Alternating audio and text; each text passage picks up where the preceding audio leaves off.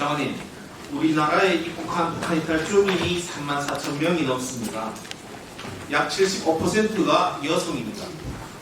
이 중에서도 사회활동 참여율이 높고 폭력 피해에 크게 노출될 수 있는 연령대라고 할 수 있는 20에서 40대 여성은 82%에 달합니다.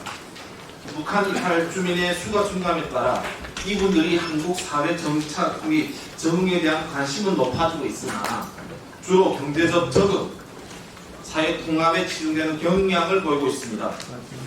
그러나 북한 이탈 주민의 대다수를 차지하는 여성의 경우 정착 과정에서 폭력으로 인한 어려움을 상당히 많이 겪고 있습니다. 지난 정부에서 혈세 2,600만 원을 들여 폭력 피해 북한 이탈 여성 지원 사업 내실화 방안에 대한 연구를 진행했는데 연구 용역을 완료하고서도 이를 비공개한 사실이 언론에 보도되면서 여론의 질타를 받은 바가 있습니다. 특히 이들을 보호하는 역할을 하는 군인들과 경찰 신변보호 담당관에 의한 성폭력 사건은 많은 국민들에게 충격을 주었고 이에 본위원이 관련 법안을 발의한 바가 있습니다.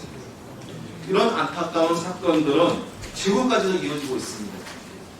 스토킹을 당한 북한 여성은 임대 아파트에 살고 있기 때문에 거주지를 옮기기 어려운 탓에 보복이 두려워서 신고조차 하지 못하고 성추행을 당해도 성추행이라고 인식조차 못하는 경우도 있으며 우리 국민이라면 모두 다 아는 전자발찌에 대한 지식이 없어서 결혼까지 한 탈북민이 혼인 취소 소송을 낸 사건도 있습니다. 최근에는 천여 명의 북한 이탈 주민의 탈북을 도와준 국제적인 명성을 얻은 일명의 신들러라는 목사가 자신이 재원 탈북민 대안학교에서 여학생들을 성추행한 사건이 발생해 충격을 주었습니다. 이 목사는 미국 유학을 보내주겠다, 은혜를 이런 식으로 갚냐 등의 말로 오갈 데 없는 미성년자 탈북민들의 약점을 노린 것으로 탈북 여성들이 얼마나 취약한 환경에 취해 있는지를 잘 보여주고 있습니다. 이런 일들이 자꾸 발생하는 이유는 탈북 여성들이 성폭력에 대한 기본 개념을 인식하지 못하고 있는 탓이 큽니다. 실제로 지난 2019년 12월 국군정보사령부 군인 2명에게 성폭력을 당한 피해자는 인터뷰에서 무슨 폭력 그런 단어 자체도 몰랐다며 위력에 의한 성폭력 피해를 입었다는 것조차 인지하지 못했다고 합니다. 여성가족부의 역할이 소외받는 여성들에게 손 내미는 것 아닙니까? 네, 맞습니다. 저희가 더 철저히 보호해야 된다고 생각합니다. 여가부에서 진행하고 있는 탈북 여성에 대한 사업은 이주 여성 지원 사업의 일부로 들어가 있는데요. 북한 이탈 여성들은 일반 이주 여성들하고는 다릅니다. 북한에서는 남자와 여자를 동등히 보지 않아요.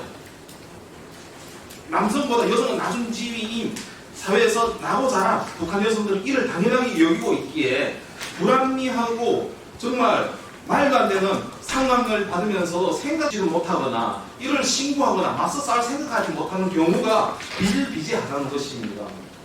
이렇게 이들을 위한 성인지 교육은 물론이고 도움이 손길이 너무 필요합니다. 중국에서 부속되는 탈북 여성들을 제가 참 입으로 이제 말할 수 없는 그런 반인륜 범죄를 취하다 보니까 권리를 모르고 있는 것이 이제 현실입니다. 그럼에도 불구하고 북한 이탈 중인 여성의 지원 사업은 이주 여성 지원 사업의 총 예산 7억 중 4억 원으로 고작 5%밖에 편성되지 않았습니다.